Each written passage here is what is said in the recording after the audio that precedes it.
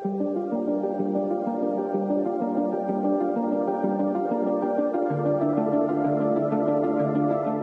everybody. Welcome to the Construction Record Podcast. I'm digital media editor Warren Frey, and with me today I have... I'm Ian MacGregor, and thanks for listening to me.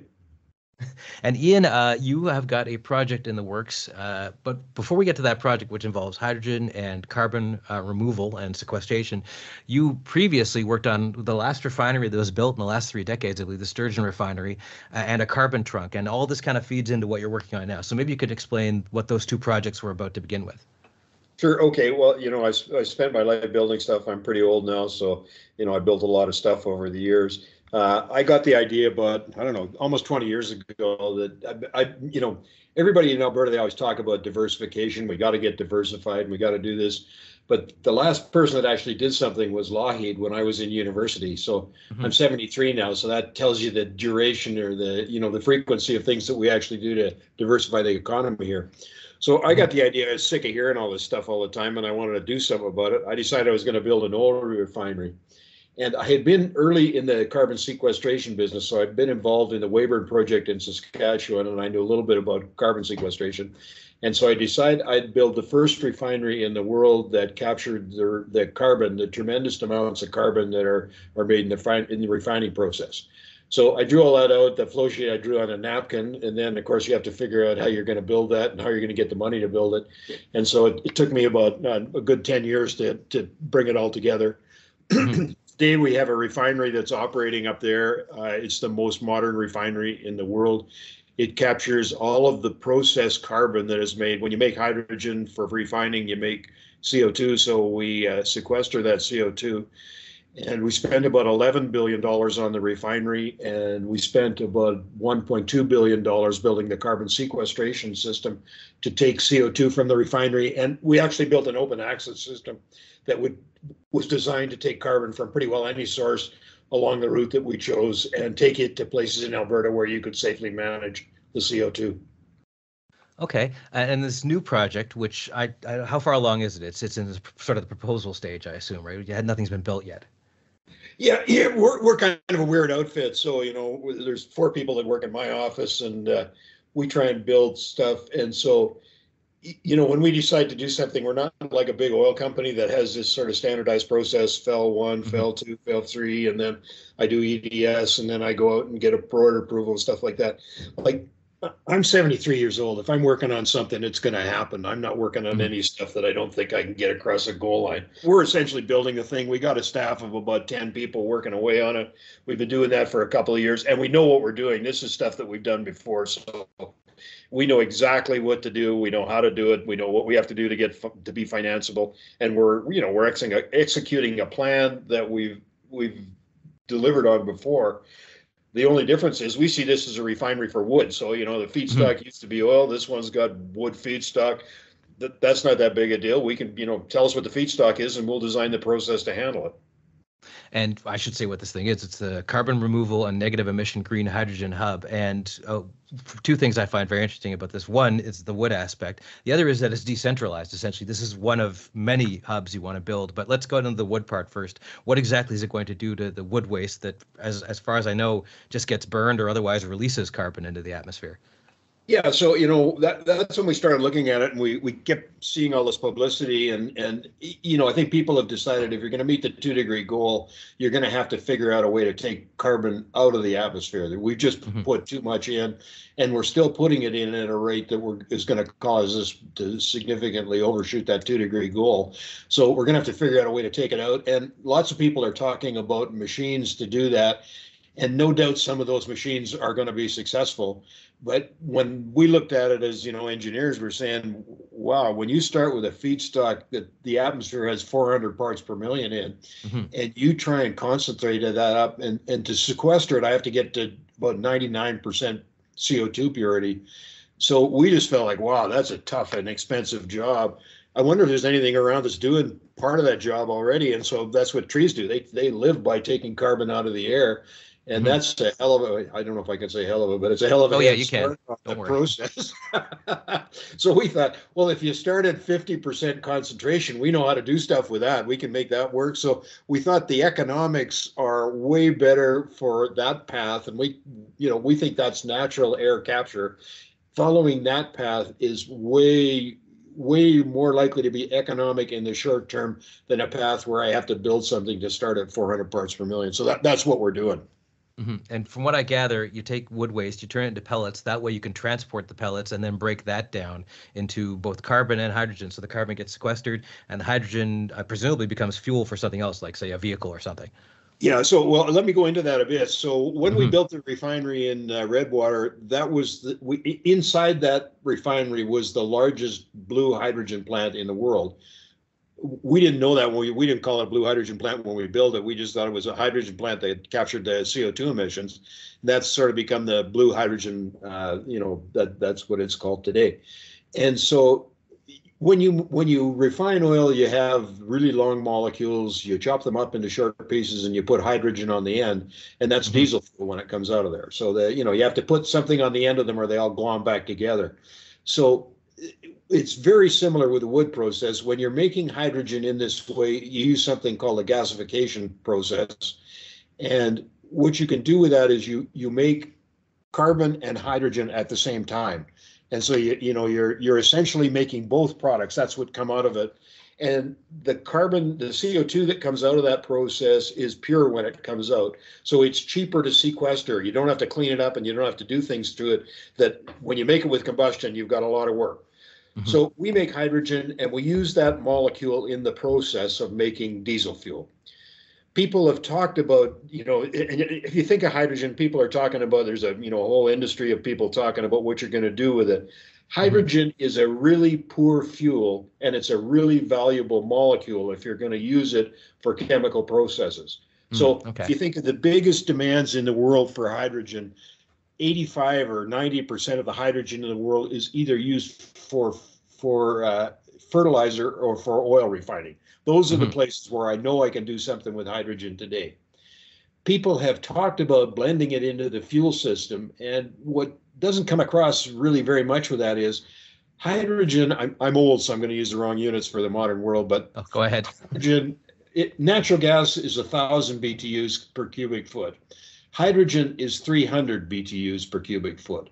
So when I blend hydrogen into a natural gas system, I'm reducing, if I put 10% hydrogen in, I reduce the capacity of the system by 10%.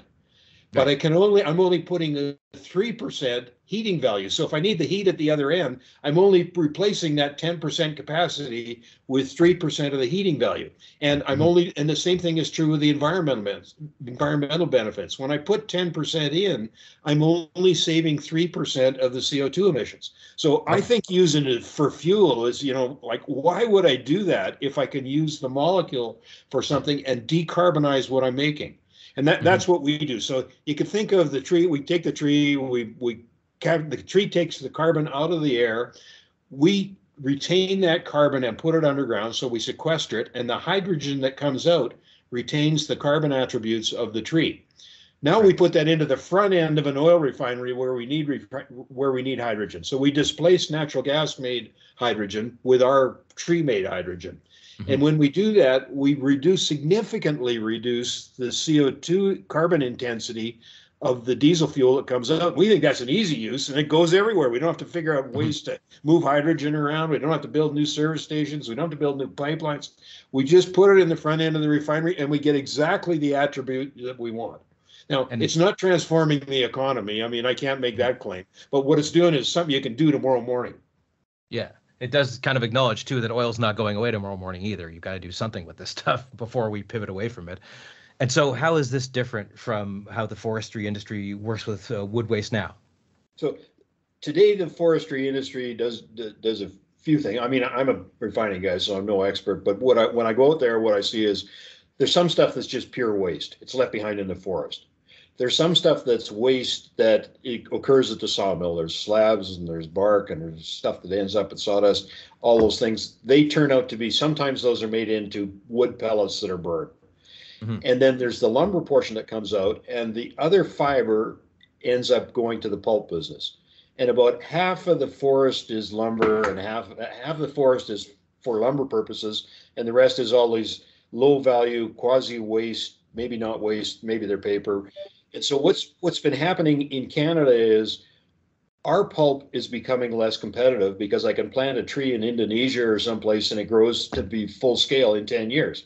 When I try and do that in Canada, you got like an 80 or 90-year cycle for our trees. So our pulp is becoming less competitive. But it's really interesting. That pulp is a store of captured carbon. And so we can repurpose it and put it in a market that no one else has. Like everybody else is thinking, oh, I'm going to use it for fuel, or I'm going to burn it, or I'm just putting it back in the atmosphere. What we're trying to do is say, there's a really valuable thing. There's a really valuable job that tree is doing. It's taking the CO2 out of the air. And if I preserve that attribute and I get some other product out, it's in that product. What can I use the product for? And how can I use that product to decarbonize, jet fuel, for example? I mean, that's diesel fuel, it's kerosene. So I can put the tree in an airplane. That's really interesting because I've taken something that's negative now and put it in there. And so, the point for me is I don't think the forestry industry is really awake to the opportunity because they're kind of being discriminated against when they do all these tax calculations and when they do, what do you get an ITC for? Well, air capture gets 60%. Does a tree who does that work for you, does it sort of result in getting the same thing? It's not clear today, but it's really an important factor because it affects the competitiveness of our forestry industry here. Why do some of these things go out of business? Like why did the Fort Nelson chipboard mill go out of business? I think it was probably softwood lumber tariffs put the thing out of business. So we have an internal market for carbon in Canada. It's as good as anywhere in the world. We got to capture the benefits and it's people keep talking about this transition economy. This is it. We got to make sure we participate in it, and we got this opportunity to do it. But our own rules don't they don't enable it now. So I'm looking for help from any forestry guys that are listening to this. Get after them and tell them this is an important thing. Another thing I found interesting is how this is decentralized and how, well, first of all, Edmonton is where you're going to do the first one, but then it's going to sort of spread out across North America, basically. But maybe first talk about what Edmonton brings in terms of advantages. I think they've already kind of established carbon sequestration, or they're ahead of the curve there anyway. Yeah, so Edmonton has an operational carbon sequestration system. There are two of them there. Shell built one for its Scotford refinery, and we built the other one, and ours was an open access system. It's called the Alberta Carbon Trunk Line. We don't own it anymore. A company called Wolf Carbon Solutions owns it today, but it was our concept, and we got it to where it needed to be. So that system is there today. It's one of the few places in the world. So you need to have a functioning carbon system before you can actually build one of these things. Everybody talks about, building these things that are going to capture carbon, but no one, the machine to capture it is different than the place that I put it. And right. You have to have a complete solution, or you're just talking. Mm-hmm. And you also have, in order to sequester carbon, you have to have some sort of geological features. What are specific geological features you need in order to hide this stuff, essentially? Yeah, so when we started, there were no carbon taxes. We put it in an old oil reservoir, and oil would come out of that. So you put carbon in, and oil would come out, and that's the most economic thing to do because the oil pays for a good part of the cost of sequestration. Back in the day when we did it, we didn't need any taxes to get that to work. That would work by itself. Today, people have decided oil is bad. I don't want to produce any more oil, and so I can put the carbon into prehistoric oceans. So beneath most oil fields is a giant ocean where the oil came from. And I can put the carbon into that ocean. And because the ocean's a little bit compressible and they're so large that I can put really vast quantities of CO2 in those oceans. Okay. And what are the next steps for this? I mean, like we said, we're at the proposal stage, but what comes next? How do you build this thing out? So, what we need is certainty on the carbon treatment for what we're doing. And BC is one of the places in the world where there's good certainty because people know there's a low carbon fuel standard there. There's a price. People understand what works. We're hopeful that the diesel we make from BC trees is going to make its way into the BC low carbon fuel standard. calculation somehow. We don't know that for sure yet. We need that certainty. And then the Canadian Clean Fuel Standard is being established, and we're hopeful that someone's going to look at our hydrogen and say, wow, that's a pretty good thing for Canada. We're using materials that would be essentially going either wasted, left on the ground, or burned. Now they're going into the hydrogen market, and they're helping to decarbonize a part of the economy that's really difficult to decarbonize. So we're hoping all that happens.